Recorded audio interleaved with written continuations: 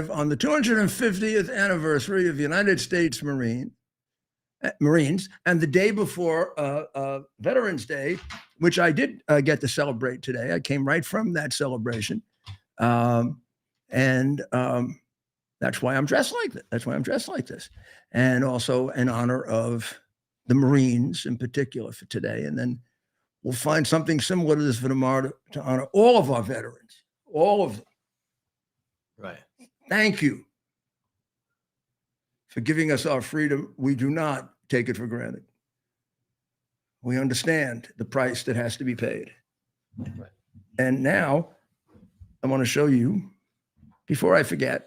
It took me a minute, Mayor, to if you didn't tell us what we're looking at, you might not know right away. That is the Christmas tree that goes in front of Rockefeller Center, 30 Rock, and over the skating rink that's so iconic. And it's going to go up on December 3rd. And with the new mayor being a Muslim extremist sympathizer, I didn't say a Muslim, I said a Muslim extremist sympathizer. I don't know how long we're going to have that tree. Uh-oh. You know, if you're a Muslim extremist, part of being a Muslim extremist is you all know is to hate Jewish people. You know that, and of course that's horrible and awful. But you should also know it's to hate Christians. Whatever number of Jewish people they've killed, they certainly have killed the same number of Christians. If we look at Africa, I mean, look at Africa. Nigeria is now being pointed out by the president. Thank you, Mr. President, for being the first president to have the courage to defend Christians. But just about all those wars in Africa, big ones and little ones, which the international press makes it sound like it's a bunch of Africans fighting with each other over territory. They're carrying out the orders of their founder, Muhammad, and trying to conquer and eliminate the Christian people. Now, that is not, they didn't make that up. That's not something they, in their crazy minds, they developed a couple of months ago or a couple of years ago or a couple of who knows what's ago. This goes back to the time when Muhammad was rejected and turned insane and bitter and decided he was going to spread the religion that everyone was rejecting by warfare, by killing. And that's what he did. He didn't convert people. He didn't have a St. Peter and a St. Paul, and he didn't have a St. Augustine and to write out a brilliant, beautiful theology, or St. Thomas Aquinas, or He had an army, brutal army, much like the Islamic terrorists of today. And they go into a village and kill as many people as possible. The ones that didn't convert, they'd kill them. And then they got a little more sophisticated. They started extorting from them. If, you can either die or pay us money. And all the good things he had written earlier about Christians and Jews were totally reversed into how horrible they were and how they had to be either conquered, killed, or made into dhimmis, into slaves, submissives. And he became a massive killer and warrior. The whole thing about pedophile and his sister-in-law and all this other stuff, I don't know. The pedophile thing seems pretty clear. But he definitely was a mass murderer. And his focus was on Christians and Jews. And that has gone forward as a theme in the Muslim religion every day since then. And it's a theme in the Muslim religion today. So if you say you're a Muslim, I have a right to ask you what kind of Muslim you are before I'm comfortable about your living next door to me. So this isn't like a prejudice against Black people or prejudice against Hispanic people or prejudice against Italian people or prejudice against... This is a religion that has a 1,400-year history of wanting to eliminate Christians and Jews. And there are a lot that don't. There are a lot of Muslims that don't. There are a lot of Muslims that don't support Yasser Arafat, and they don't support Hamas. And they don't support what happened. They're horrified about what happened on September 11th. And they're horrified about what happened on October 7th. Even though they may be politically against Israel, they're horrified by the barbaric actions of Hamas. Look, this is all you've been lied to about the Muslim religion forever.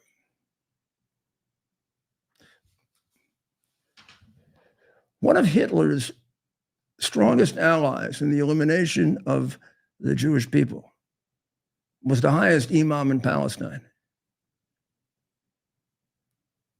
He was very, very supportive of let's eliminate all of the Jews, all of them. The final solution was enthusiastically accepted within the Arab lands. So I don't know. You can live in a dreamland and watch more people get killed, or you can face the truth and we can figure out how to get beyond this. We don't do it by electing a guy like Mondani, who he's been a citizen of this country what for eight years. A little ridiculous, huh? Mayor of New York, he's a citizen of this country 8 years, and he has opinions like I don't know. I mean, I've lived in New York City most of my life. I know anti-Semitism. I know anti-everything. I've never seen too many people that hate Jews as much as he does. Right. You're not, and you can do all the bullshit you want. You're not going to bullshit me. This guy hates Jewish people deep down. You don't embrace that imam who was a co-conspirator in the bombing, was an unindicted co-conspirator in the World Trade Center bombing of 1993. It sounded to me like a supporter of September 11 and a supporter of October 7. Somebody who hates Jews, expresses it openly. You don't embrace him and call him the most influential rabbi in New York. He's a rabbi who supports murder. So that tells me what side of the religion you're on. You know, the religion has a division. You can support all that stuff that Muhammad told you to do. And you can say, well, that makes me a very religious Muslim. Well, you're supporting the people that are on that side. People that read it out and say, hey, we got to be a little more careful with Muhammad. There's something happened to him and he went a little crazy. Yeah, we like that early Muhammad talked about Abraham in the book. But then when they threw him out, because I guess they figured out what the hell he was, he went wild and killing people. Mass murders of Jewish people, mass murders of his own people and of Christians. Highly derogatory things about them in the Quran. A holy book preaching hatred. And they try to say, oh, gee, it was defense. He didn't spread the religion by defense. He didn't sit there and have people come attack him and then defeat them and take them over, did he? You don't spread it into Iran across the water by, defense. Don't you have to invade Iran in order to conquer it? Well, that's what he did.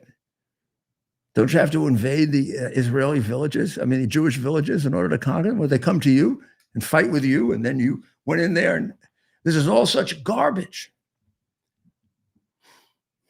It's because we stopped studying history. It's because communists took over our educational system. It's because of a lot of things. And we got to face it, because we did one of the most horrible things we've ever done in America. We've elected a guy who is a communist and a supporter of people who are extreme Islamic terrorists to be mayor of the biggest city in the country. And this is exactly what happened in England a few years ago when they elected what they have in London, a Muslim mayor, and England's on its way to becoming an Islamic country. They have parts of England that are governed by Sharia law, and they don't have the guts to do anything about it. We have some parts of America that are governed by Sharia law, and the local officials are afraid, and they look the other way. The same local officials who engage in sanctuary city, which is about as blatant a violation of federal law as I can think of, and becomes really an insurrection or a secession from the United States and the laws of the United States. You don't get to define the immigration laws in California, Governor Newsom. Nor do you, Hochul, Pokel, Dokel, jerkhead. Nor do you, Mayor Communist, Comrade Mayor. The immigration laws of the United States are federal laws, not local laws. You have to follow them. Just like you had to follow the laws about allowing black children into school when the Supreme Court said it. And you had to follow the laws about freeing the slaves when the United States government decided that. There are certain things that our local governments have the priority over. Education, law enforcement, immigration, federal government. Foreign policy, federal government. You don't have a right, mayor, whoever the hell you are, to tell your local police don't cooperate with ICE. If you can't cooperate with ICE, you should resign as mayor, or you should have been prosecuted a long time ago. This is a question of my my broken, part of the broken windows theory has always been about the smallest thing first. Someone wrote a really good article about it, going back to the people who invented it, which were Professor Wilson and Kellogg. But I applied it like to riots, and the reason I never had a riot after Dinkins had terrible riots. I mean, I took over a city in which people thought they were going to riot like crazy because they got a Republican mayor. No, just the opposite happened. Because they got a Republican mayor, the riots were gone. We saved the lives of more black people than ever before in New York City. Because I really cared about them as people, not as votes. They weren't going to vote for me. I understood why. I wasn't angry at them because they didn't vote for me. I was angry at the people who manipulated them, but I wasn't angry at them. I much wanted to save their lives as the people who voted for me. I'm a Christian and I'm a decent human being. And I'm the mayor who saved more black lives than any mayor in history. And you want me to show you sometimes? I'll show you. It used to drive him crazy when I said that, because all they ever did, look in Chicago, all they ever do is keep electing the dumbest person in Chicago mayor, and black people get killed left and right every weekend. And then when Trump offers to help, they tell him, no, we're taking care of the problem. Well, you go tell all the mothers in the black parts of Chicago that you do that, and they don't have children anymore. You go explain up in Harlem, de Blasio or Adams or whatever you are, Mandumi, how it is that in the black community there are more children. I don't know if it happened last year, the year before, there were more black kids aborted than born. Where the hell are you going? You don't care about that? You don't think that really carries out what Planned Parenthood had in mind in the first place, or what the communists have in mind?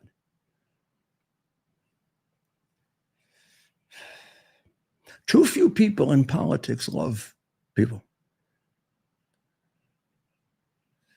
And too few people in politics have integrity.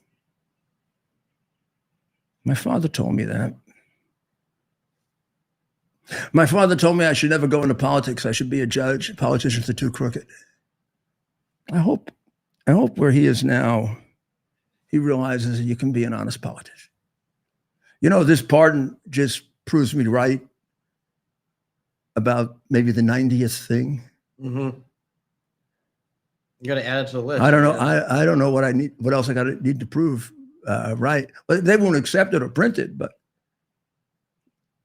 like in the hard drive and in the computer, there's an admission by Hunter Biden that he paid his old man his salary for 35 years. Of course, that's an admission against interest that's admissible in a criminal trial. And it is considered among evidence experts the most powerful form of evidence because it's voluntary.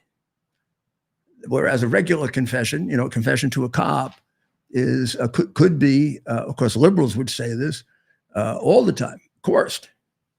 Well, nobody coerced Hunter to tell his daughter that his old man was taking half his salary for 35 years. Now, could it be false? Anything can be false. All the testimony given in court can be false. That's what you have a trial for. That's what you have a jury for. But as evidence is evaluated, that's considered the most powerful kind of confession. I'm just telling you what the law books have said since the English laws developed the rules of evidence, which are highly complex. It's considered a rule eaten up by the exceptions. I'm an expert on it. I had to be, because when you get up and say object, you got to know why. It's not like it's not like in a Perry Mason or whatever thing. You get up and object.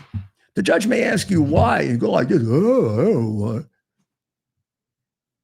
you're not going to have too many clients, and you got to be able to, like that. You waste time on an objection, the judge, sorry, you waived it. I mean, too many lawyers in court stink because they're lazy. The judge that I clerked for used to say, for every 1 hour in court, 4 hours of preparation. And if you do something wrong in court, kick yourself in the shins so you remember not to do it again that way. No room for error when you're prosecuting very dangerous criminals or defending somebody's life or defending a president who was framed. And everything I did for him was honorable and true. And I was disbarred for it. And I got to tell you, of all the things they did, that's the one that probably hurt me the most. I don't mean monetarily. Of course it hurt monetarily. But I probably was making more money in my security business than I was as a lawyer. But I love being a lawyer. And I can't do it anymore. I can't do it anymore because I aggressively represented and defended an innocent man. You read this pardon and you read the report that Mr. Martin did, and you'll see that all the things that I was telling you about with regard to the phony votes and the letters we were sending to Pence, that coward, it's all true. And you were looking to do it constitutionally. That's the whole point. 100%. You literally went out of your way. You'll also see something you were never told.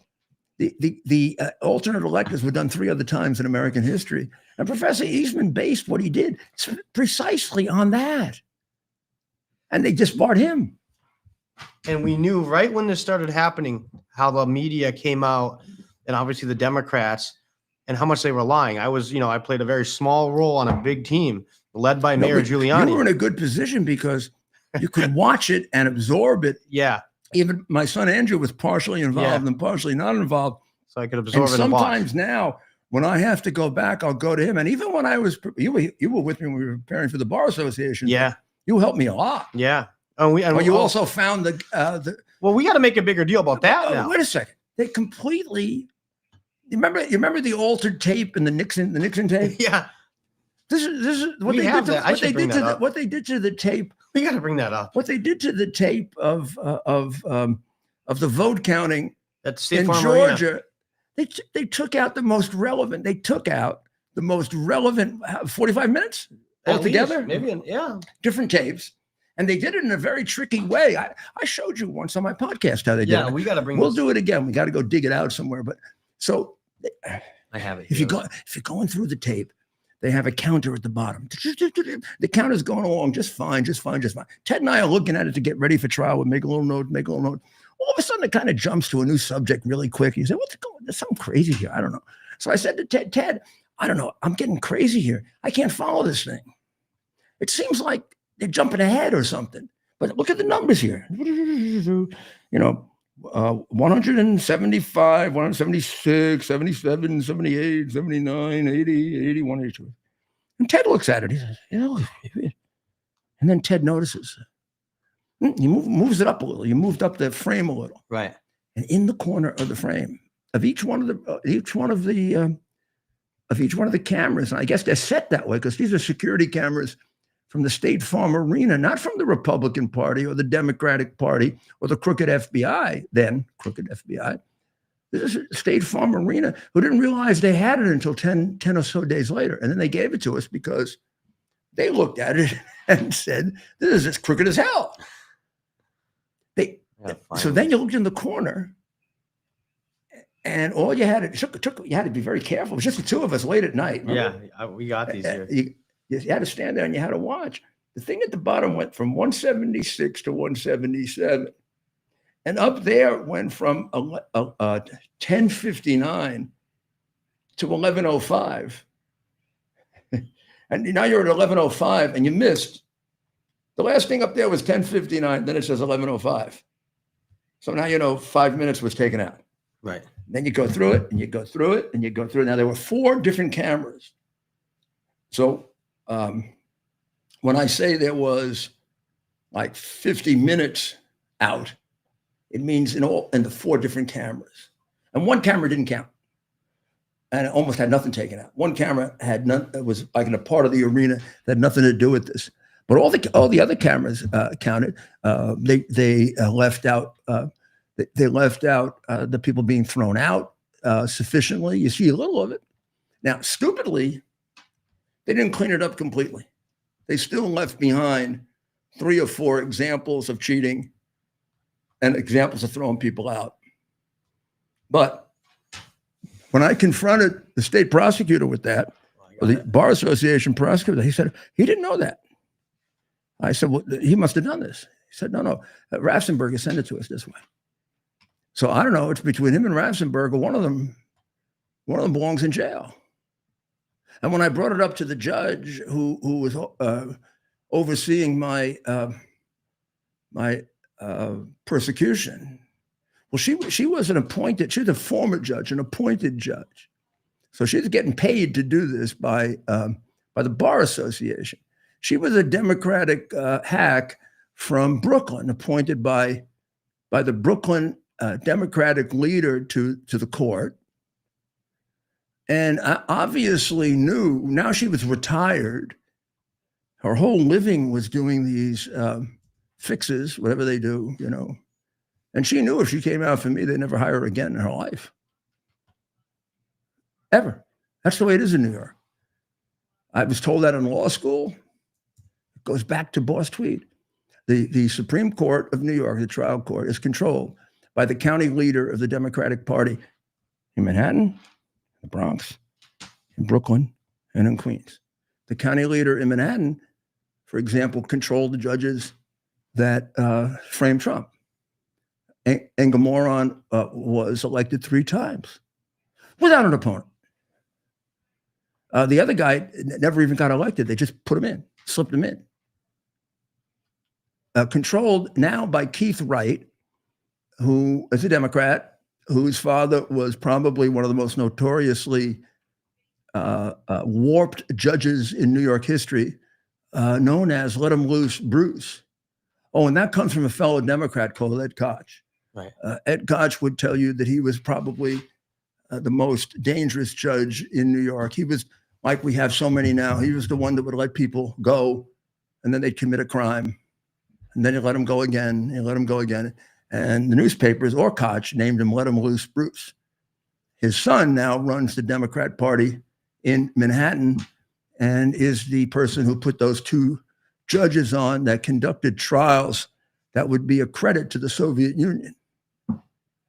And the one who did the criminal trial, his daughter made $1 million or so from the Harris Tampon Tim campaign.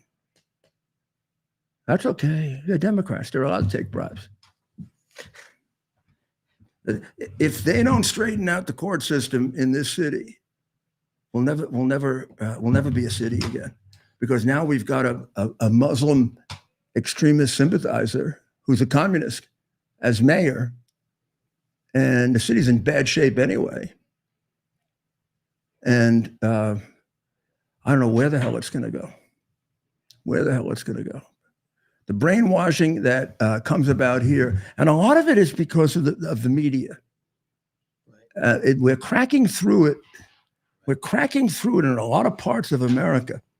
But the people here, they're still more controlled, I think, by the establishment media than is the case in other parts of America where, I mean, just think about it. They've been Democrats for 170 years. I was the fourth Republican mayor in the 20th century. Only four? And what were there were four more before that? Since Lincoln, we've had nine. Since Lincoln, we've had nine. One of them looks like a Republican Democrat. Then we also have the Republican, and in that group, we have the Republican I wouldn't count as Republicans. The ones who quit. Lindsay. Bloomberg quit. Bloomberg. Lindsay quit halfway through, got elected as a Democrat. Yeah. Bloomberg became independent, then became a big supporter of the Democrats. Ran for president. Ran for president as a Democrat. Lindsay ran for president as a Democrat. Then they had a couple in the other century also, Republican, Democrat. So basically, the two Republicans that remain Republicans, I would say, were the two greatest mayors in the history of the city. LaGuardia and me. Want to fight about it? I'm happy to show you the statistics. Okay.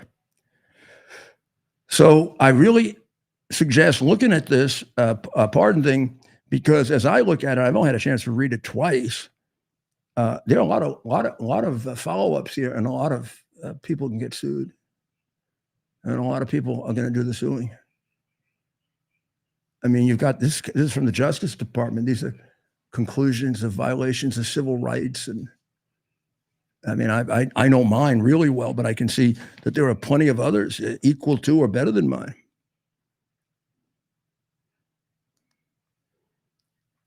Well, what else do we have? Well, we'll play the full tape, but I just wanted to show this. This is the mayor was talking about the State Farm video. We got to find the exact moments, but this is what you were referring to earlier.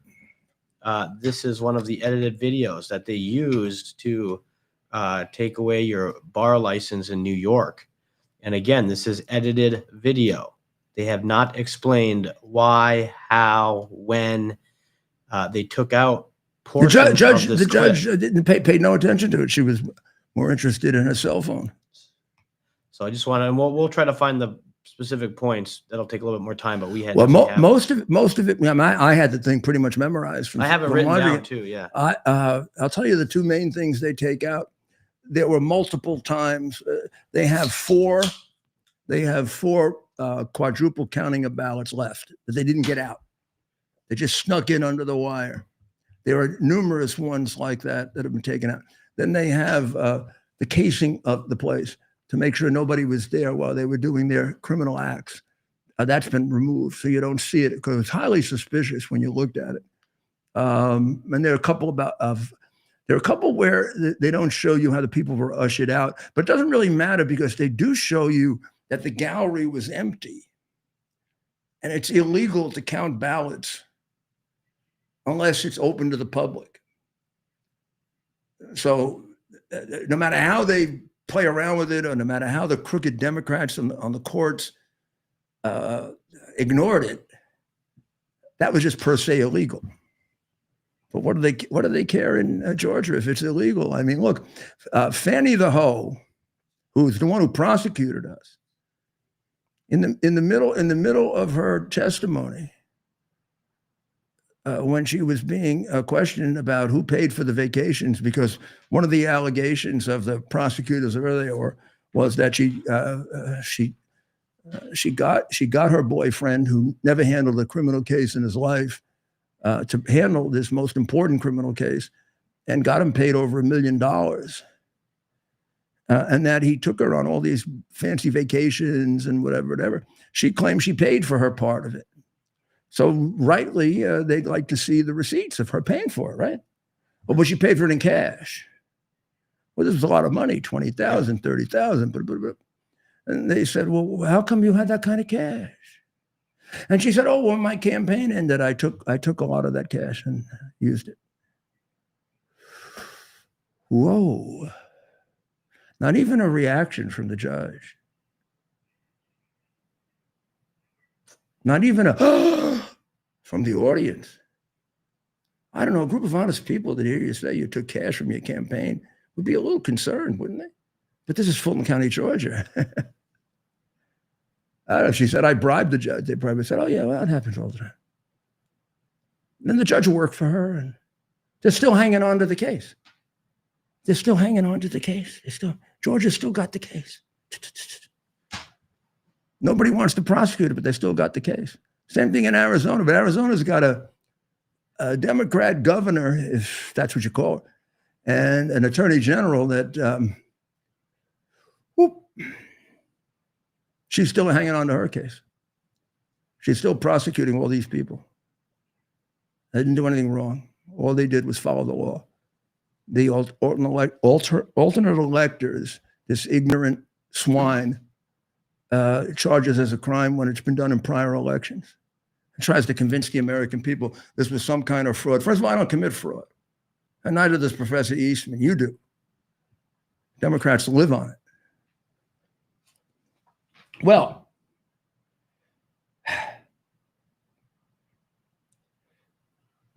there's been an awful lot of talk, probably because of Mondani, and also because of the universities. And we are going through probably our worst international outbreak of anti-Semitism, anti-Jewish violence since Hitler. I don't think there's any doubt about that. And it stretches across this entire country but mostly in universities, which is really the oddest thing in the world. You'd think the last place you would have the ancient evil of anti-Semitism arise, which is thousands of years old, or in universities. But these aren't universities. These are Harvard, and all these places have turned into Marxist training schools for people who have been indoctrinated in exactly what Karl Marx was preaching back in 1850. Hate God, destroy the nuclear family, get rid of morals, subject yourself to make the state bigger, and the central government bigger and bigger and bigger and bigger, and let it keep running bigger and bigger parts of your life. I mean, they were so enthusiastic about the pandemic, remember? When they said, well, you can't go to church on Easter or high holy days. Now, I was surprised the church didn't fight back like crazy. It was exactly when you need God. If they had told people after September 11 they couldn't go to church, I'd have taken the people to church in police cars. I don't know about them, but I'm not. I need God. They don't. They're way too smart. See, that's what happens. That's what happens to the atheists. They get real smart. Doesn't it go back to the Genesis? Isn't that the main sin? Arrogance. Didn't the serpent convince Adam and Eve that if they took the fruit of the tree of knowledge, they'd be smarter than God? Same thing happened with Karl Marx. If you read his biography, he actually became a Satanist for a period of time in his life. And isn't that true of all these liberals? I mean, I've grown up with them. I was always smarter than them. But they thought they were smarter than everybody. That's why I broke away from them, because they were wrong.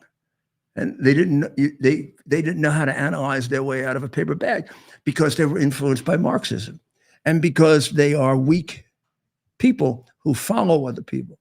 So if everybody is saying that you have to wear a mask, well, you have to wear a mask. They're not going to examine like the stupidity of putting a mask on a child who sniffles and isn't likely to get COVID. All the reports said it was very unlikely for a child to get COVID. All the reports until Fauci was told by his bosses what to do. His bosses were the guys making billions. We still don't know how much money Fauci made in that 3-year period from his royalties. We still don't know. So this is what we're dealing with. This is what we got to change, and that's why the president has to shake up the whole house so hard. You almost, in some of these places, you want to get rid of everybody and start new. They're so corrupted. Probably it isn't that bad, but it's pretty close. Well, we're going to take a break and we'll do our thing and we'll be right back. And we'll be right back. U.S. Army Major Scott Smiley paid a high price serving our nation. Scott was leading his platoon in Iraq when a blast sent shrapnel through his eyes, leaving him blind and temporarily paralyzed. Scott would become the first blind active duty military officer before medically retiring years later. Thanks to friends like you, the Tunnel to Towers Foundation gave Scott and his family a mortgage-free, specially adapted smart home. Show your support for America's heroes now. Donate $11 a month to Tunnel to Towers at T2T.org. Are you ready for some action? I'm ready for action. Get the Elite TV plan only through the portal. 218 channels, and it's only $69.95 a month, Wow. including your free portal. That's cheaper than everyone else. Your favorite sports, movies, news, Wow. even daytime dramas. We're talking about ESPN, OAN, Newsmax, Wow. channels you can't get anymore in certain areas. Compared to the competition, this is a way better deal. Endless selection. Not to mention all the free music channels. There's over 700 premium and classic movies all ready to go. Wow. Plus, they got catch-up TV that allows you to go back and watch what you've missed or want to watch again. Cut your cable in half and get twice as much for free. Way more channels for half the cost. After the first year, the subscription then drops to $57.95 monthly, Wow. where you change or upgrade anytime. Go to QUXNow.com and get yours today. Use promo code RUDY. Act fast. These deals are selling out.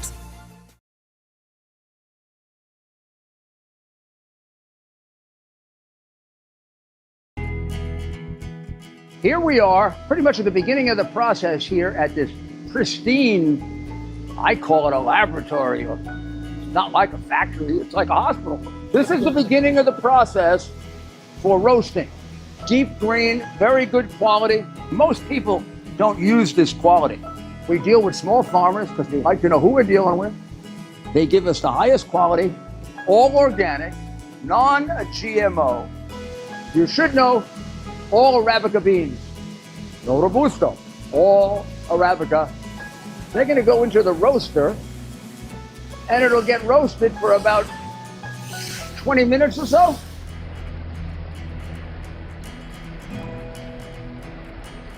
Oh my goodness, look at these. My goodness.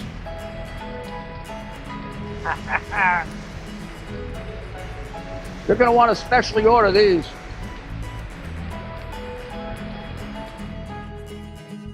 This is what goes into Rudy's coffee.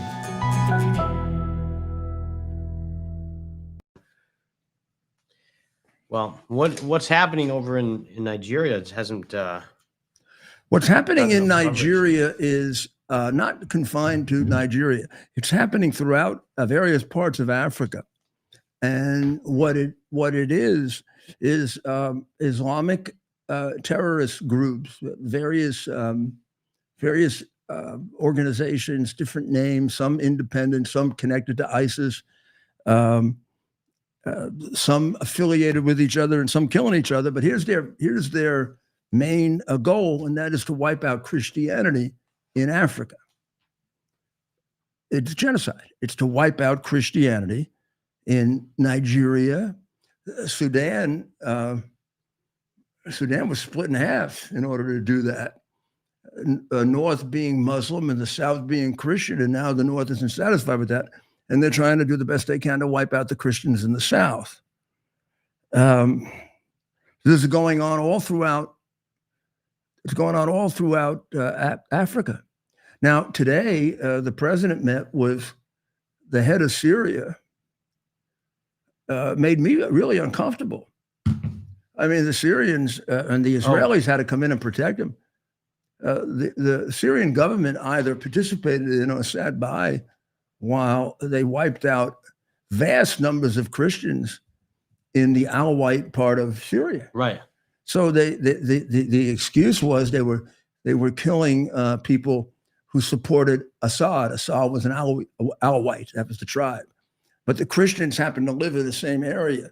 And these are both Catholic and Protestant Christians. And today, the president met with the vicious murderer, one of the most wanted men in the United States, who's killed I don't know how many people.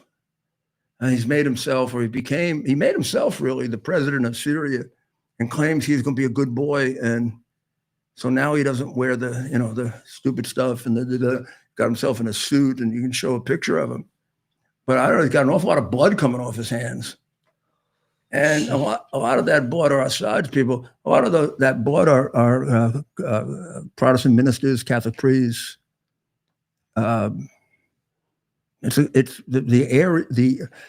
Syria has a fairly large Christian population still. One thing Assad didn't do was pick on them that much. But this group has always been against them. They're much more fundamentalist Muslims who hate Christians and want to wipe them out. And this guy's group was really big on it. Now, he claims the government is against it. Everybody else claims the government helped it to happen. And a large number of Protestant ministers wrote a letter today imploring the president not to meet with him and to get rid of him. So I don't know. I don't know the answer to all that completely. What I do know is there is throughout the world, in too many different parts of the globe, concerted effort by extremist Muslims, who are not just a handful of people, to kill Christians and Jews. Yep. And it's very, very disturbing to see that happen in Africa, to see it happen in the Middle East, to see it happen in England, France, the northern countries, right? Michigan. Here he is today at the outside. This is outside the White House today. 42 Muslims were elected in the last election. I'm sure all Democrats. I wonder how many of them are what I would regard as reformist Muslims. In other words, they've rejected the homicidal teachings of Muhammad. And how many are willing to engage in a debate with me with the Quran in front of them and the Hadith, and try to tell me that all those murders were defensive murders? I don't know. You don't capture the Saudi Arabian Peninsula by defense, do you? Right? Right. Like they come to you, and attack you, and then you attack them and take their country away from them. That's the way it happened. Who is this? This is a meeting today. Yeah. Where? At the White House with the new Syrian president Ahmad al-Shara. He looks like Mondani. I thought it was Mondani. It's definitely not. I wonder what it's like to have been a murderer and now running a country and going to the White House. I mean, I guess it's always possibly reform. More likely he didn't. You must think we're one hell of a bunch of suckers, huh? Right. I kill all those Christians. I kill all those American soldiers. And I'm going to the White House.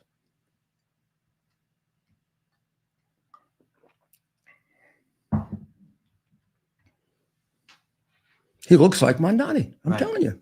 Got that same phony smile. Right. He's quite worried about how his jacket is. You notice that? Yeah, he's really. Those guys, right? Mayor. What do you think of leaders that are way more focused on their dress? Giuliani, people think I'm related to him. Well, when you hear his name, Jelani, right? Yeah, It's like, yeah. who? I don't have any. Spelled very differently. I guarantee you it's all Italian background, maybe a little Spanish way back. And the Spanish were hardly Muslims. It's like they knew something. Remember, it was the battle in Spain that drove them off the continent after they tried to take Europe once before. The Muslims, that is. That's right. They've been trying to wipe us out since they started. So what's happening? We talked about Nigeria a little bit, right? So in Nigeria, Christians are being slaughtered. In Nigeria, there are all kinds of reports. There are. I mean, look. There are still some turf wars in Africa. There are wars over cattle, believe it or not, in Nigeria. About 12,000 died as a result of that. Now, it's hard to tell because some of that also is Muslim Christian. Right.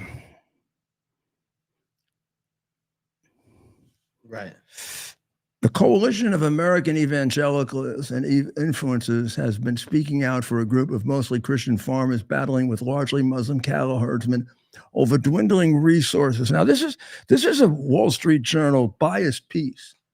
So have Catholic bishops, by the way, including one, I think, who was captured. Yep. So, and it isn't all over cattle. It's all over the country.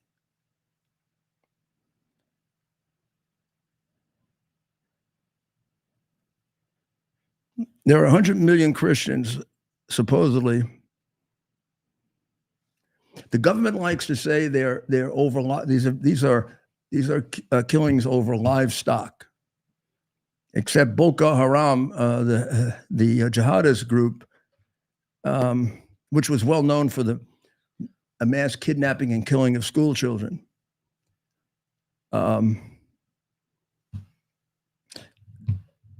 Is still active, not as much as they used to be. I mean, they just wiped out all the Christians in the north, so nobody else to kill them. Now they're moving south.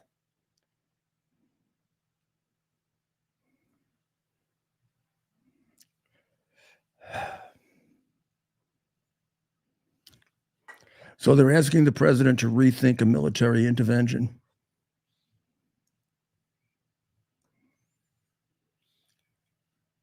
I don't know. When you look at this, and then you look at that guy in Syria, where in that whole area of Syria, they pretty much tried to do a genocide on the Christians, and Israel came in and stopped it because some of the people involved were rebel Muslim, one would call them, who are very, very loyal citizens of Israel, and they were being killed. But they also, as Bibi has pointed out a few times, a little exaggeration that, he was using his soldiers to protect the Christians, which he didn't mind doing, but I think he wanted a little more support. So if you want to know the good news, Christian music is growing like crazy. All over the country, Christian music has become very, very popular. So we'll have to pick up some music and play it for you, particularly over the holiday season. See what it sounds like. I love religious music because I think it's a way of communicating with God. It's another way. One of the things you learn if you spend any time, even at a lower state of affairs, studying for the priesthood, is the beauty of liturgy. I mean, liturgy is about the various ways in which we express our love for God and our thankfulness for God and our attempts to have God help us and intervene for us. And the theory of many theologians, Christian theologians, when it was a much more unified movement before the Protestant Reformation and was that we should engage all the senses, which means that's why we should sing. Not only should we recite and give sermons and have beautiful art, we should engage all the senses, because this is a supernatural phenomenon which we can't access purely rationally. So we can access it through beauty. And that's how you end up with so many of the composers. Some of their greatest pieces of music are masses or oratorios about, well, Bach's St. Matthew's and St. John's Passions are probably two of the greatest pieces of music written ever by anyone. Oh, unless maybe it's his B minor Mass. Bach was a very, very committed Lutheran, but he wrote a Mass for the Roman Catholic Church, the B minor Mass, or Mozart's Mass, his Requiem Mass, which is featured a great deal in the movie about Mozart, Amadeus, or play, and was also featured at the funeral of John F. Kennedy. They played Mozart's Requiem. You should know that the whole art form of opera emerged from the Roman Catholic Mass, from the High Mass, from the sung Mass. The Missa Solemna is what it was called in Latin.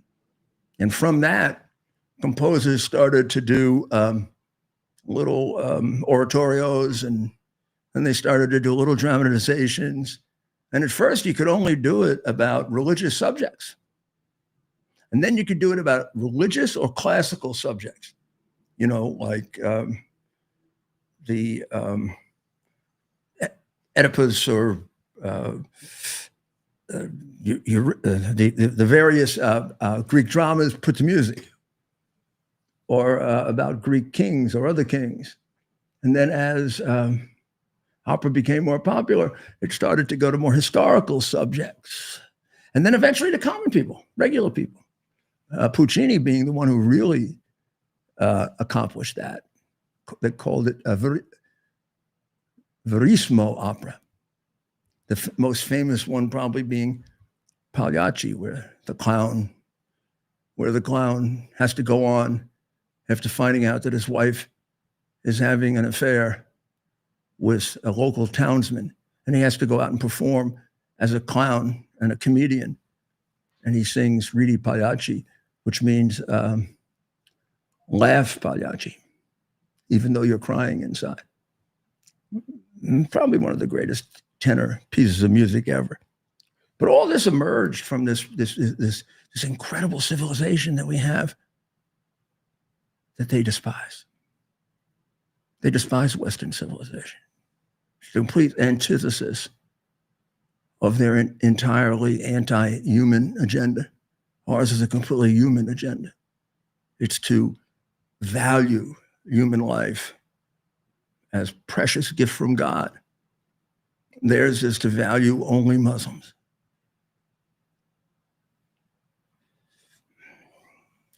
I didn't write the Quran. Right. I just read it honestly. And I report it honestly. And I don't think we're going to save ourselves if we lie to each other. Right. And I have to say, oh, the Muslim religion is a peaceful religion. When from the day it started, it was a warrior religion.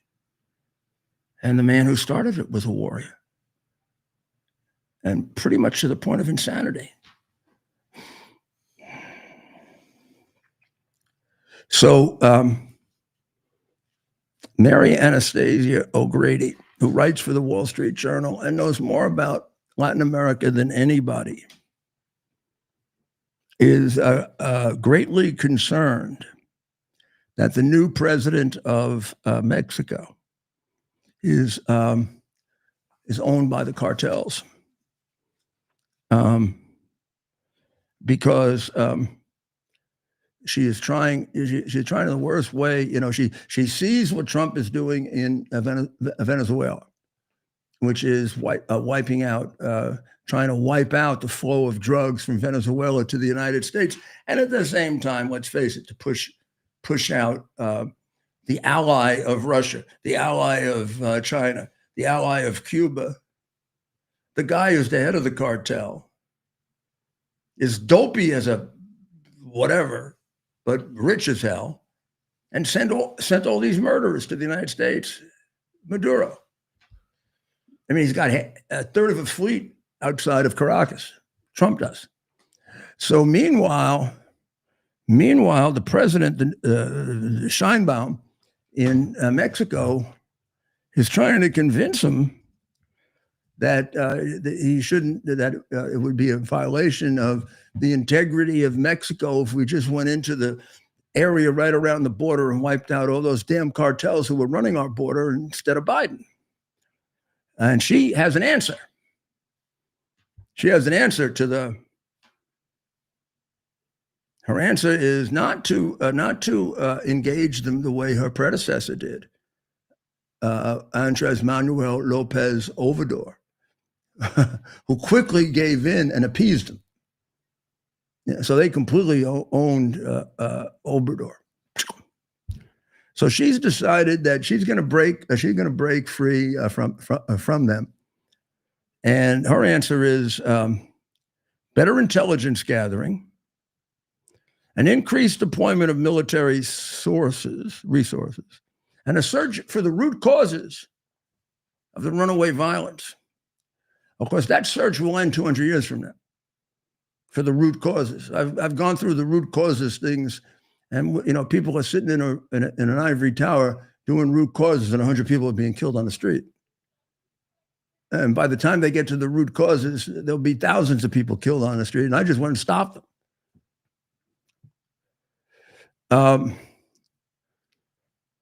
But she doesn't want. But she doesn't want to engage more police, and she doesn't want us to get involved at all. Well, come on, Mary, you got to know this. They own her. She's not a communist. She talks a little different. I know. Trump likes her, but Ms. Scheinbaum inherited a lot of institutional corruption from Mr. Lopez Obrador, including inside the military. No shit. That makes her job more difficult. She blames her predecessors for it. Well, her predecessors was Lopez Obrador, her boss. No. It's the ones before. It's the right-wing ones. Like, Republicans did it.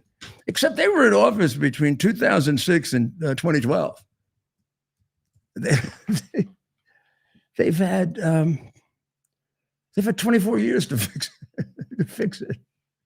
How can it be Calderon in 2012? I worked there. This is such bullshit. Under Calderon, there were 300 fewer murders than in the 6-year terms of either the communist Lopez Obrador or the communist Scheinbaum. They've had 30,000 more murders. So they must be really working. The homicide rate was falling under Calderon. It's gone way up. And Obrador set a record for the most murders in the history of Mexico, like Dinkins did. And she wants to convince Trump, let me handle the problem. Yeah, handle the problem, and we'll get another 100,000 people dead of fentanyl. And man, I just don't see why we should accept that. So when we get finished with Maduro, let's work on this other communist, huh? And let's take the blinders off. These people, and these people fold. I mean, Maduro right now is probably sitting in a rat hole somewhere.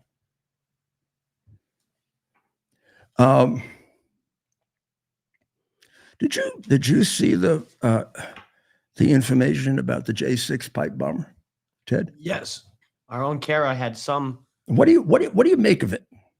So they name a person now. So that person has been named. But I don't know if how accurate it is. Right. I won't give the name of the person. Yeah. But I will say that the person was a Capitol Police officer. Yep.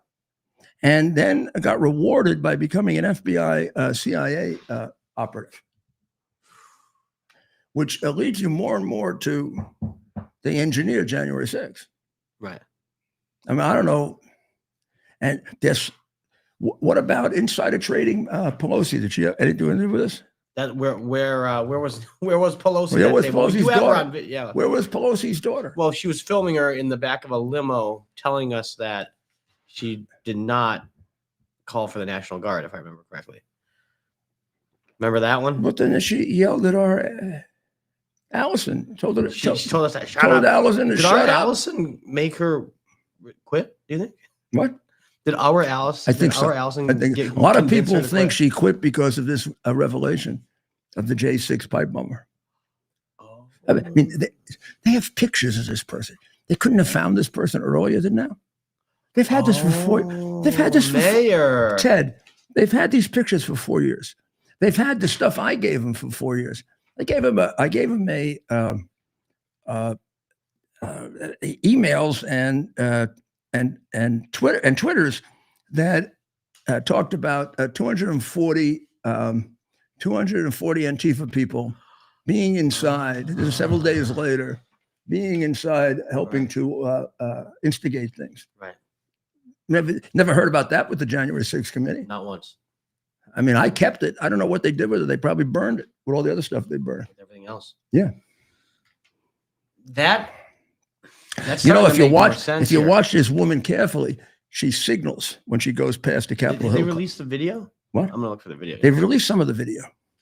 And the pipe bomb, was that the day before? Pipe bomb was the day before. Yeah, there's a lot there. We got to see if Kara's available tomorrow. Here's the video. She's currently being employed as an intelligence operative. Last time I checked, Donald Trump is the president. What kind of intelligence is he getting? I think this is so here's some video. And by the way, it does appear. Well, it's 7 minutes of video, so we won't play the whole thing. I'm gonna look this. What's a Capitol Police officer doing, putting bombs there? Didn't they have a funeral for a Capitol Police officer who died of natural causes in the rotunda to make it look like Trump people killed him? Right. When the only killing that took place were of Trump people, including Ashley Babbitt. Somebody noticed it today. We had a long talk about Ashley's case. Right. Has her family sued you? I don't know what they're doing, but I'm telling you. This is the video. This is a murder one case. No statute of limitations on murder. No statute of limitations. Yeah, I'm gonna play some video here. This video appears, some say, appears to show Capitol Police placing the pipe bomb. Well, she's a Capitol Police officer. She was a Capitol Police officer. Here's the video. They identify her. Unfortunately, this is like little drips and drabs. You don't have a good, solid report. So I will describe all this as alleged. So there's the video, and so they're circling. Now this video's been out. This was out last year, but now it gives it new meaning. Watch this police car. So these are two videos put together that added parts. And the building is? This is the DNC. The video is coming from, I think, a street cam. So look at the circle there. There's a person walking. So the idea is that person walks over. The other screen is just to show what she's walking towards. But they believe someone may have walked over, put it down, and then let's see if they come back. Then they come back to the car's turning around. Here's the car turning around. And then there's the same person walking. Here's the person walking away now. Okay. Now, the question is how many people were involved, right? There's obviously somebody else in that car. When it says 12:53 up there, was that the time in the evening? No, 12:50, 3:30? Well, in the afternoon, yes. In the afternoon? Yeah. Because it looks, well, yeah, It's it looks light, like yeah. afternoon. Yeah. Because 12. I guess that's it. Yeah, so if this is shortly afternoon in this car, so this is the car to watch. So Oh, they switch cars too. So pulls up. Somebody gets out of the passenger side. Right. So this next car moves out of the way. Someone gets out of this car, points over, walks over, and this car pulls up and parks in the same spot that this car just left. And that individual, so this car backs in, then the individual comes back. So people have always had questions about that footage specifically. But the one that I saw is a woman walking in front of both. Okay, let's find that. Here.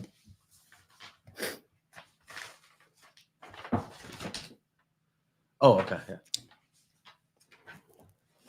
While you're doing that, I'm going to tell people so we can get them up to date that two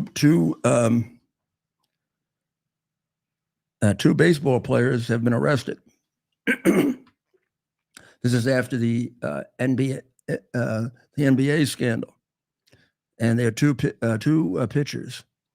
I think both for the Cleveland Guardians. Right. I still can't get used to that name. I wonder if this would have happened if they were still the Cleveland Indians. Right. And we started the show with an honest team that had the guts to keep its name as against woke bullshit.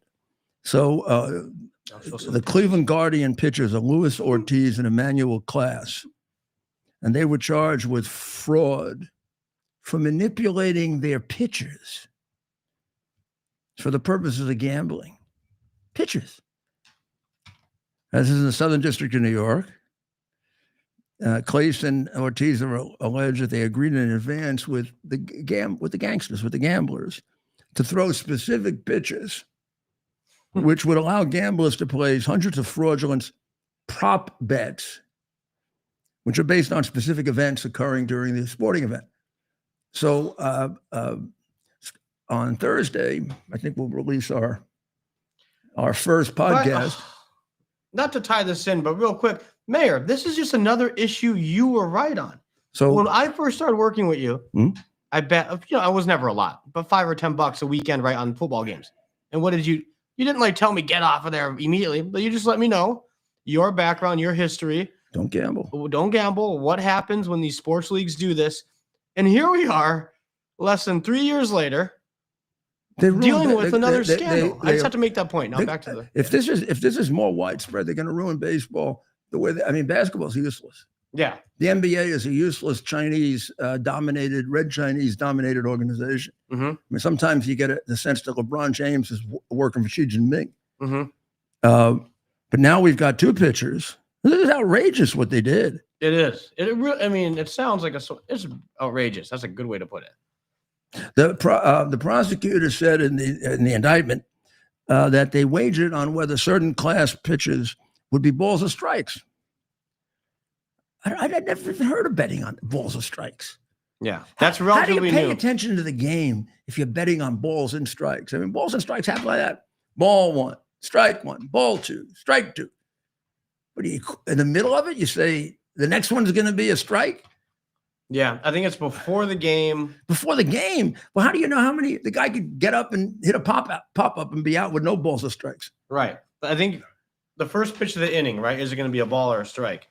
The guys can bet that it's going to be a ball. They have a lot more control. Okay, so I bet that the first pitch of the inning will be a ball, and then the guy throws it in the dirt. Mm-hmm. Exactly. That's exactly right, Mayor. So here's an example. Except in one of these cases, somebody swung at it and it became a strike, right? As leads off and takes one that is just a little bit outside, just to quote another movie that had something to do with Cleveland. Our son, because I didn't do it here.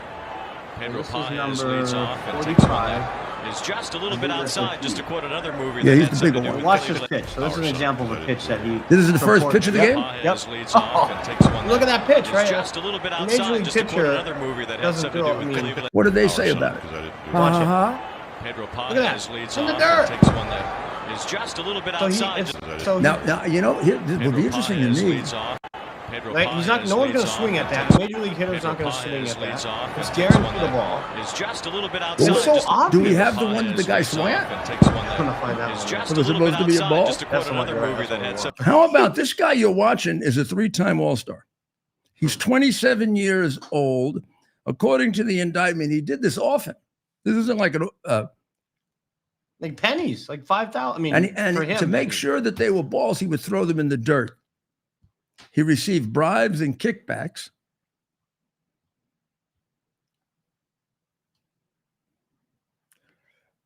The other guy, Ortiz, is a 26-year-old right-hander, also a starting pitcher for the Guardians. He joined the scheme in 2025.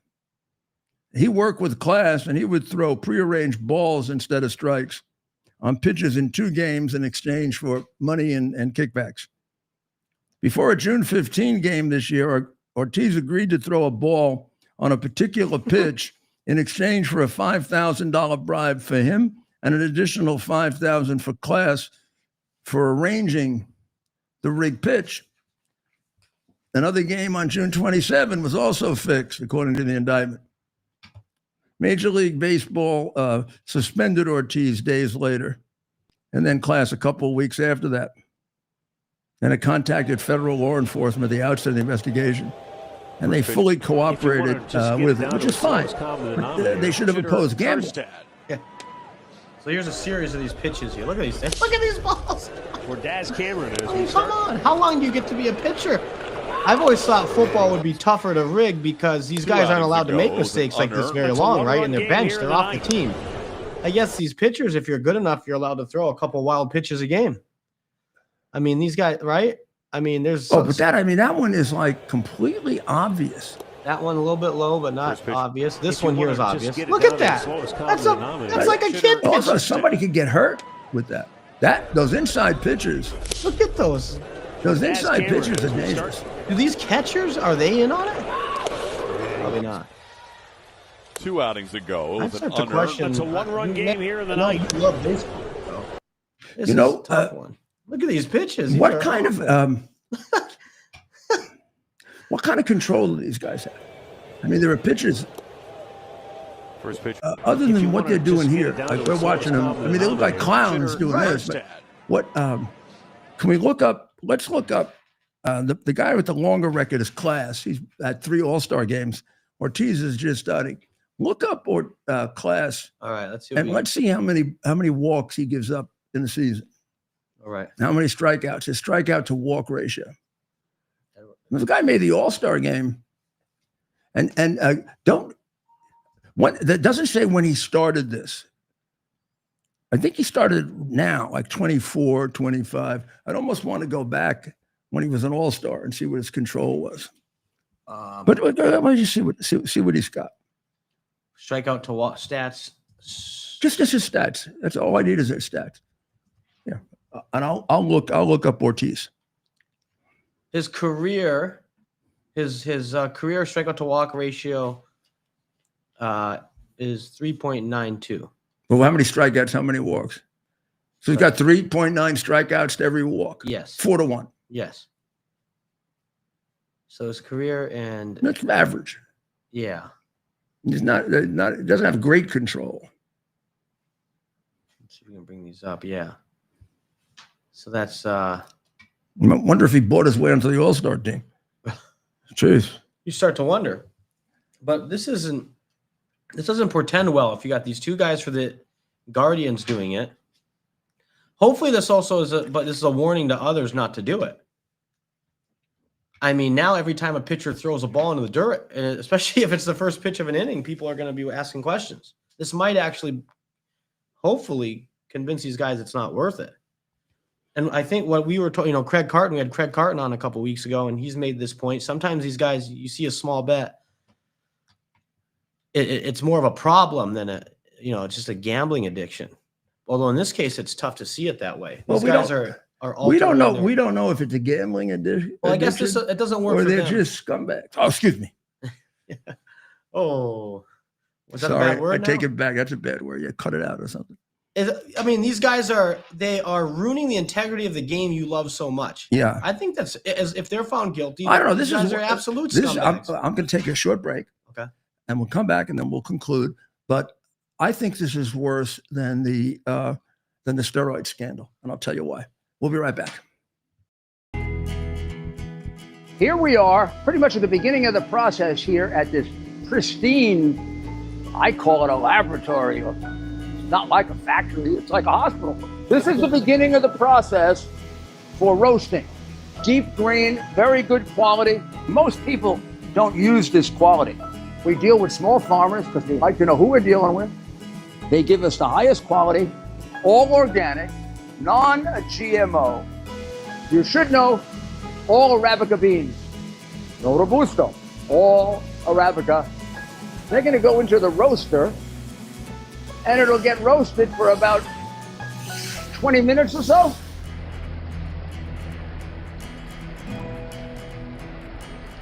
Oh my goodness, look at these. My goodness.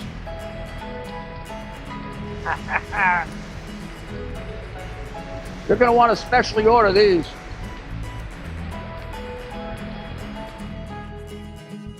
This is what goes into Rudy's coffee.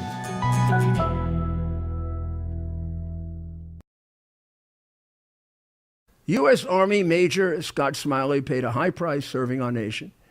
Scott was leading his platoon in Iraq when a blast sent shrapnel through his eyes, leaving him blind and temporarily paralyzed. Scott would become the first blind active duty military officer before medically retiring years later. Thanks to friends like you, the Tunnel to Towers Foundation gave Scott and his family a mortgage-free, specially adapted smart home. Show your support for America's heroes now. Donate $11 a month to Tunnel to Towers at T2T.org.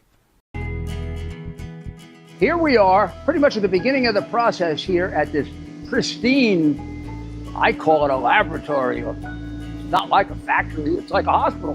This is the beginning of the process for roasting. Deep grain, very good quality. Most people don't use this quality. We deal with small farmers because they like to know who we're dealing with. They give us the highest quality, all organic, non-GMO. You should know all Arabica beans, no Robusto, all Arabica. They're going to go into the roaster, and it'll get roasted for about 20 minutes or so.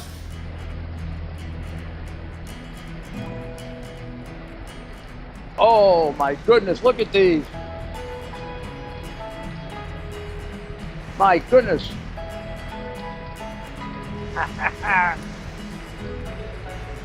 You're going to want to specially order these.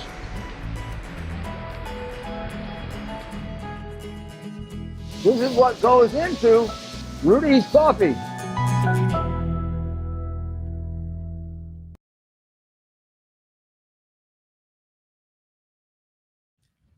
And we're back.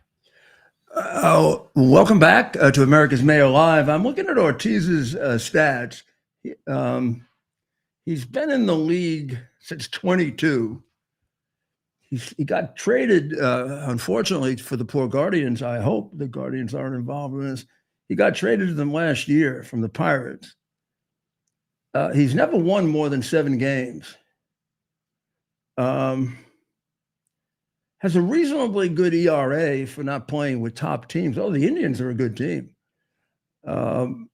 He's never been up to 5 in ERA, and he's never been below 3. His best season was in 24 with the Pirates, which is why the Guardians probably went and got him, where he had a 7-6 record, and he had a 3.32 ERA and a 1.11 WHIP. But his first season with the Guardians, he pitched 16 games. He must have been injured. He pitched only 16 games. He was 4-9, which is not terribly impressive. He had a 4.36 ERA, which is a whole point above the year before. and his whip was up to 138, which is one of his worst. So this is a journeyman pitcher. That's what I mean. If I looked at that, I knew nothing else about him. I tell you, he's a journeyman pitcher. Who is enormously inconsistent in his strikeout to walk ratio, which means he can have good control. For example, he had a game against the A's in June 21, probably maybe his best game of the year, and he had 10 strikeouts and just 2 walks. Wow. And against the Cardinals, 5-1. But then if you go back earlier and maybe his season ended then, I don't know. Maybe it did. He started off the season against the Nationals. Horrible. His first.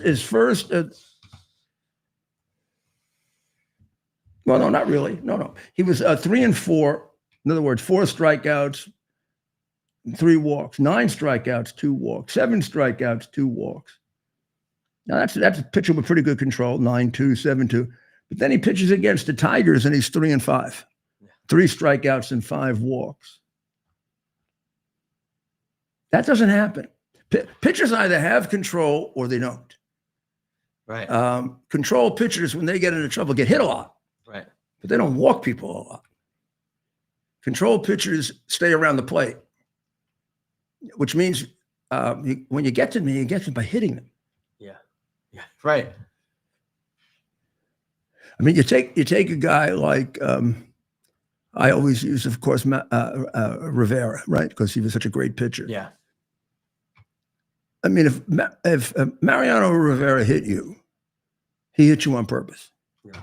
Even batters know that. As a baseball player, I knew the pitchers who hit me on purpose and the ones that didn't. Right. I mean, I caught pitchers who had unbelievable control.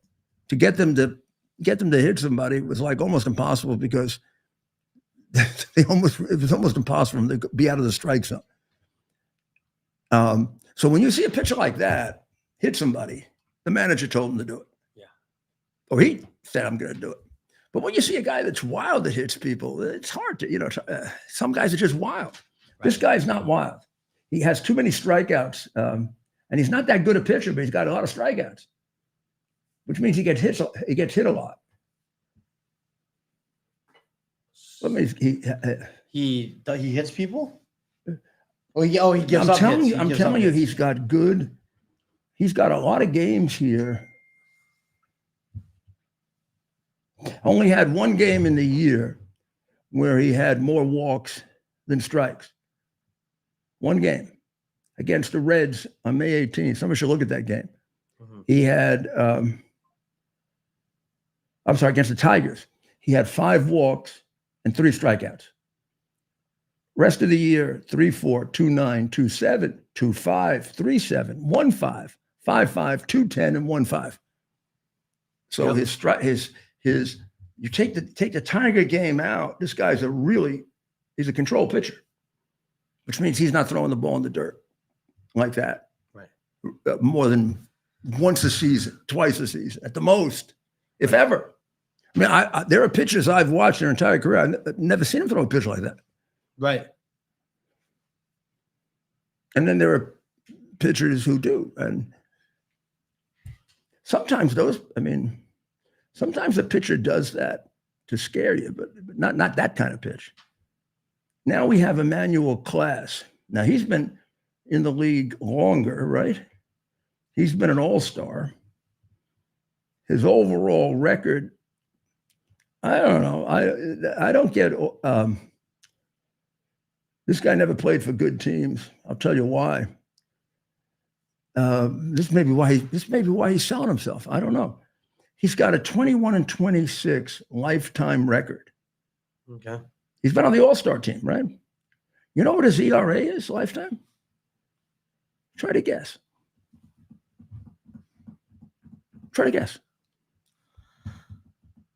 His what? The guy is 21-26. Oh yeah, because I want you to tell me what his ERA is. Just 21 and 26. That's awful, right? Right. 21. He's a reliever. No. He's a starting pitcher? Yeah. How many years has he been playing? They've been playing 5 years.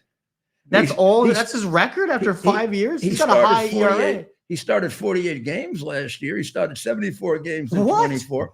He started 75 games in 23, 77, 71, and 21 games when he was with the Rangers. So he's a starting pitcher. No. He's a relief pitcher. You're right. Because you're You're saying 70s in that. Yeah, that Yeah, means he yeah, came in yeah. as a relief. Okay.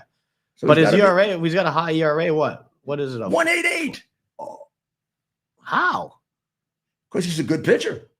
But he's a really okay. That makes more sense then. His relief is 0.94. He probably got tagged for a lot of unfortunate losses. But here's the thing about him. This guy has terrific control. Class shouldn't be throwing the ball in the dirt ever. He has 180. He has how many strikeouts does he have? I don't give you his lifetime strikeouts. Let's take a look. Got 182 saves. He had 3 seasons in a row with over 40 saves. He had in 24, he had an 0.61 earned run average. Then he had a bad 25. That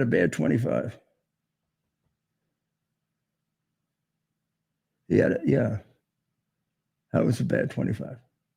Doesn't give up many runs.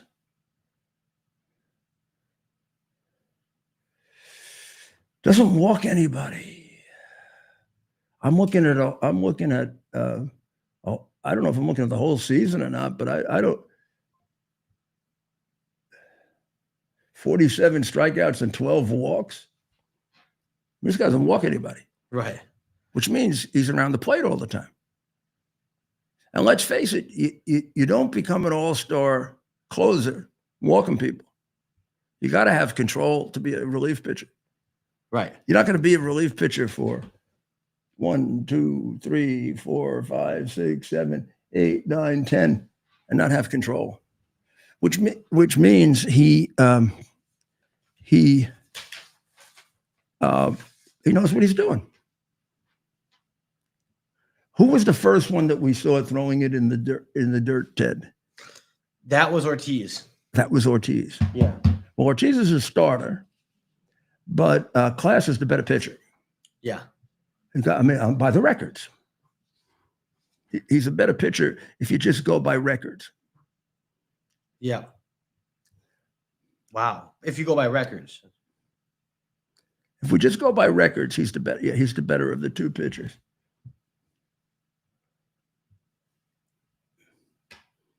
It's funny because Class looks like the starter and Ortiz looks like the closer.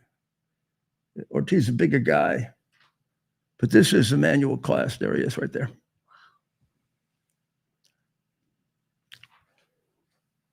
And as I said, he doesn't walk anybody. So that means a pitch like you saw, maybe he throws it 4 times in his career. Yeah. Wow. Can you? I mean, and if he's playing around with balls and strikes, right? As a closer or isn't that ballsy? That's really screwing your team. Now, here's why it's worse than steroids. Steroids are game enhancement. I see what you're saying. I get what you're. Yeah. This gets really close to you did the wrong bet here. You can throw a game. Right. Steroids, you're just trying. At least the argument is you're striving to play better, do better. Yada, yeah. yada, yada. I mean, a lot of these guys got hooked into it because that's a very good point. I'd get injured, right? Yeah. I'd want a World Series. I'd get injured before they really came down on steroids. They give me steroids so I could play the next day. I wasn't taking it to be a bodybuilder or a monster. I was doing it so that the next day, that wrist injury, when I got hit by the ball on the wrist, I don't feel anything on the wrist, at least until two weeks later.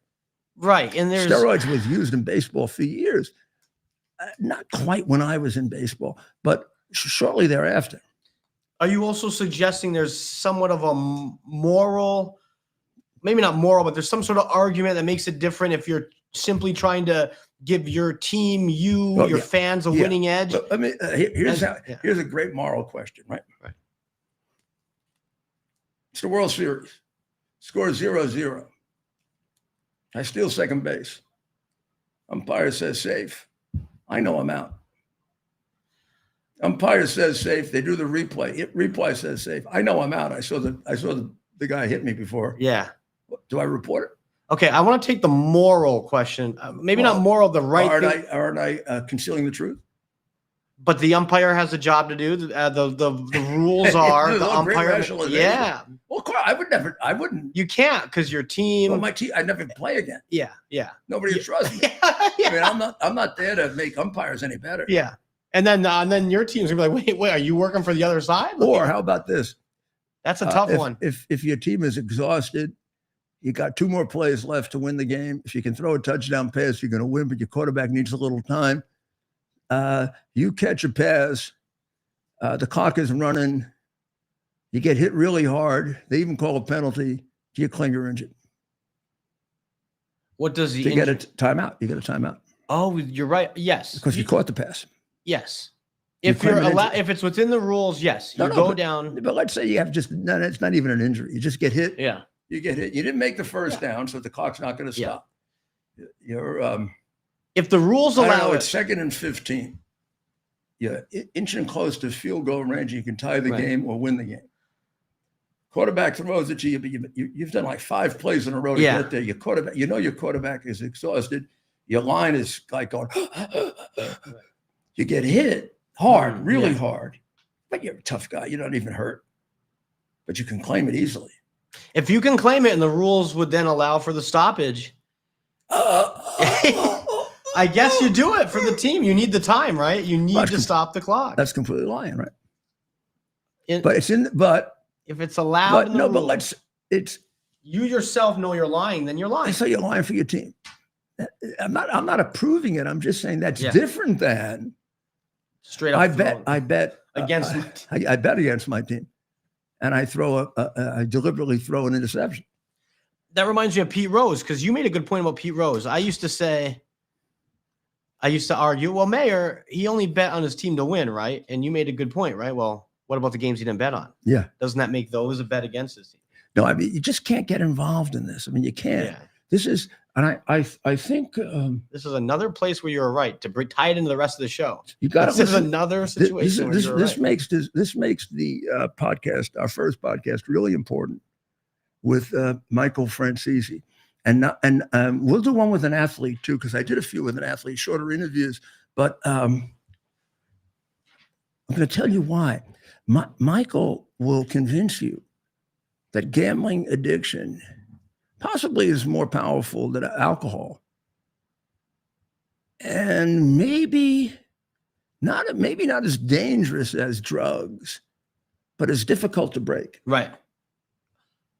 Right.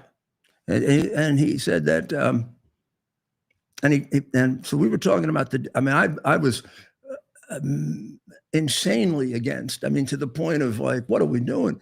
This massive gambling on baseball and football and basketball. I hate it. It distracts me from the game. I hated it from the time they do points.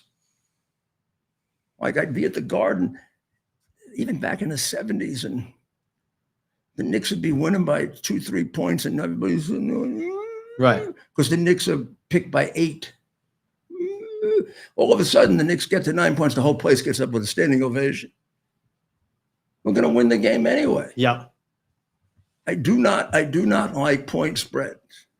Right. That you've always been against. Yeah. Point spread. I don't like. It ruins the game. You're right. For us watching it. I like gambling, but I avoid it because I think it's addictive. Also, I avoid it for another reason, which gives me a natural. I hate losing. I feel stupid. Yeah. No. I think of gambling as an intellectual thing. Yeah. It's like exactly. A few times I would do it in a casino. If I won, I thought I was very smart. Yeah. And then when I lost, I thought I was very dopey, so I stopped doing it. Right. And we tend to lose. The house always. I mean. So I have this natural. It's like, somebody who gets drunk on one drink, they're never going to be an alcoholic. So, and that's good. It's a good thing for them. Right. It's a good protection. Yep. But I never really knew much about gambling addiction. I never knew much about it until I interviewed Michael. Right. And he said there's a lot of it. And of course, this increase of ubiquitous gambling is just doing the same thing that marijuana has done. Yeah. Marijuana has tripled the number of people who use marijuana, at least it has quadrupled the intensity of it, and it has made organized crimes 3 times more money. So here were the arguments for it for 30 years. Let's legalize marijuana. People will stop using it because they'll be finished with the thrill of breaking the law. And it'll take organized crime out of it. Yep. And it'll reduce marijuana completely and keep it very legal, very controlled. Well, marijuana deaths, overdoses has gone up catastrophically in every state that is. Traffic accidents have gone up dramatically in all of those places. Now, organized crime is making a fortune. And you want to look at New York, there are 120 legal places to get marijuana and 2,000 illegal. Who's winning? And the overdoses are through the roof. And they say, well, it's not a gateway drug. Hey, that depends on who. Not for everybody, but for a lot of people. Very few people are going to go directly to cocaine or marijuana. Yeah. You know, if you can stop them before marijuana, it's like the way I stop riots. You know, the first guy that throws a rock gets arrested. The second guy gets arrested. Somebody breaks a window, he really gets arrested. Doesn't look really good. Everybody else doesn't want that to happen, and we don't have a riot. It's not my job to. It's my job to protect them exercising their First Amendment rights to peacefully protest. It's not my job to protect them and being little scumbag criminals. And that's what you are when you throw a rock. You're just lucky somebody didn't throw a bigger rock back at you. Where I came from, they would. And you deserved it. So Right. This is very disturbing about the sport that I mean, That you love. I just have to, you know, like I love being a lawyer. Of all the things that I do the most, the sport that I love the most is this one. We started the show. Baseball. I can't. Guardians, Yankees. No matter what, like I was sitting here a couple of weeks ago, and the Dodgers, who, you know, I have this in. I was almost killed by Dodger fans. So you got to realize there's a lot, you know. And then a team from Canada, with what they're doing to us now, not sitting down for the national anthem and all that stuff. After all we've done for them, I mean, we protect them. They weren't spending anything on defense. But that ended up being quite the series. It ended up being unbelievable. I couldn't. So I'm sitting here, and the score is tied, and it goes into the 10th. And I'll watch one more inning. And I had work. I was doing a little work. I'm doing work. It'll be okay. 11th inning. We were talking. You were calling. 12th inning. Calling you.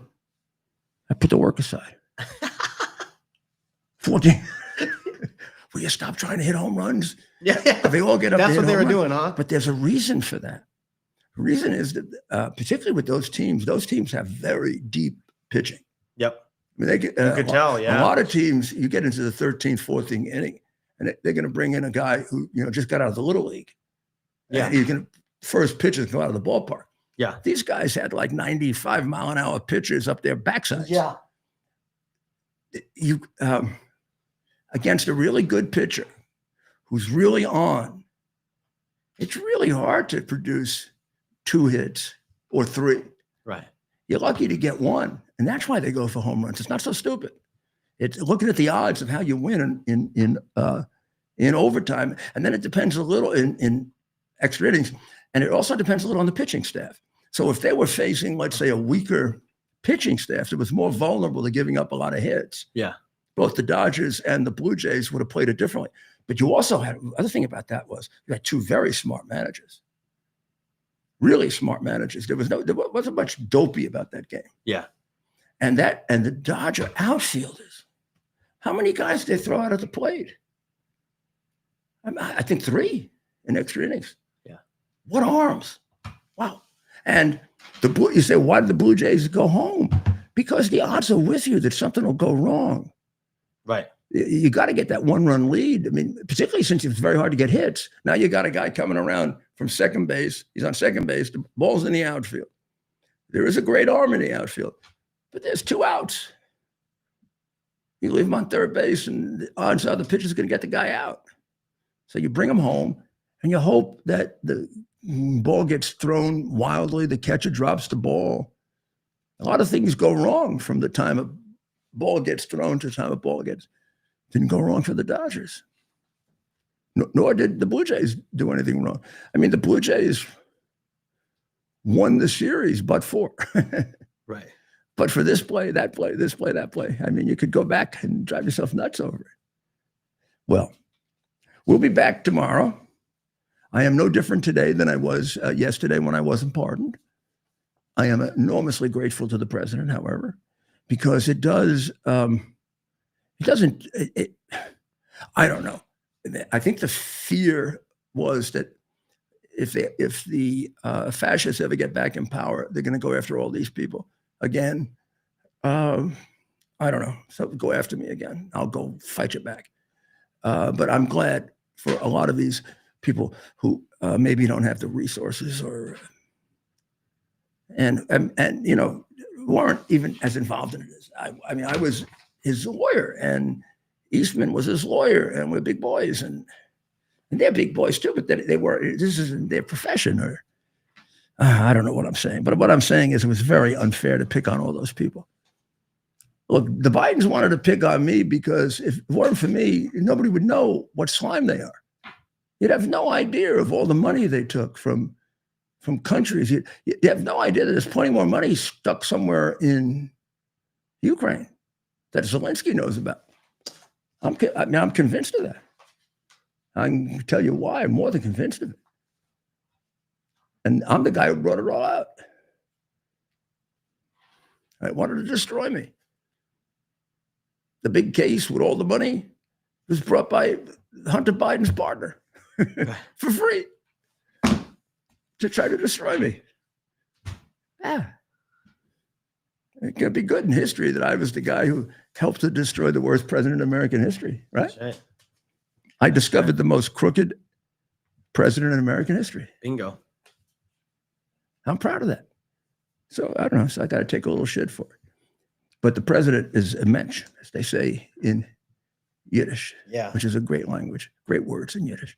Mensch. I used to think that was a bad word. Oh, no, mensch. Yeah, it's a good word. You want to be a mensch. Yeah, like Bibi's a mensch. A real mensch. And so are all the Jewish people I know. That's right. You know, it would be no different if it were happening to me, if they were doing this to Italian people. Or it's no different than what's happening with Christians. I mean, only reason I get really upset with Christians is nobody pays attention to them. It's like, well, you can do this to Christians. It's okay. Yeah. Muslims can kill Christians. It's okay. It's okay. Or they blame the Crusades on the Christians. Right. The religion was founded to destroy us. Who do you think caused the Crusades? The religion was founded to kill Jews and Christians. Either kill them, either convert them, kill them, and then eventually they got into this mafia extortion thing. Yeah. You could pay money, but you'd be a slave. So who do you think caused those wars? A bunch of anti-Western civilization horseshit. So we got a lot of teaching to do. And that's why we're going to start our podcast again. And we're going to start Thursday. We'll put our first one. It's good to give some time to. It'll be very, very timely because now we've been reminded that there's cheating in baseball as well as basketball. And, oh my goodness! What's next, Mayor? Football. Why would they let football on? And if the mayor's saying it, there's probably more action on football than anything else. You're right. Well, baseball maybe because there's so many games. No, but you're right. Per game, per action. I don't think baseball fans bet as much as football fans. And football, you're right. It's once a week. So you got that whole week, and then you're ready to go that weekend, Mayor. Per capita, my experience is basketball fans bet the most. Football be second. Boxing used to be very Boxing was big. Horse racing, of course. Horse racing, but horse racing is now much smaller. You have off-track betting that's legal, which hasn't led to a lot of stuff, probably because it's not that popular anymore. Used to be the most popular sport at one time. Which is amazing. A bunch of horses running around was the most popular sport. That's amazing. Well, I mean, baseball's. Oh, I loved horse racing.